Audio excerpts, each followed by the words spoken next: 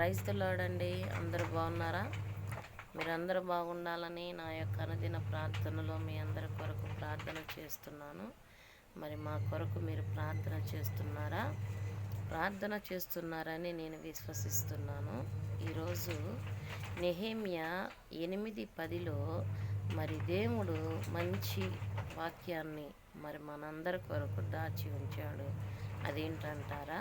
యెహోవా యందు ఆనందించుట వలన మీరు బలము నొందెదరు అని దేవుని లేఖనాలు సెలవిస్తున్నాయి. ఎవరి యందు ఆనందించాలి? యెహోవా వలనే మనం ఆనందించాలి. అప్పుడు మీరు బలము నొందెదరు. బలము ఈరోజు బలము లేకపోతే మనం ఏం చెయ్యలేము కదండి. చాలా చాలా ప్రాబ్లమ్స్ థింక్ చేయాలి. మరి చాలా ఎన్నో ప్రయాసపడాలి. బాధలు మరి ఎప్పుడు నీరసంగా అలాగా డిసప్పాయింట్ కలిగి ఉంటారు కదా. మరి అందుకని ఏమంటున్నాడంటే నెహెమ్యా 8:10 చదవండి.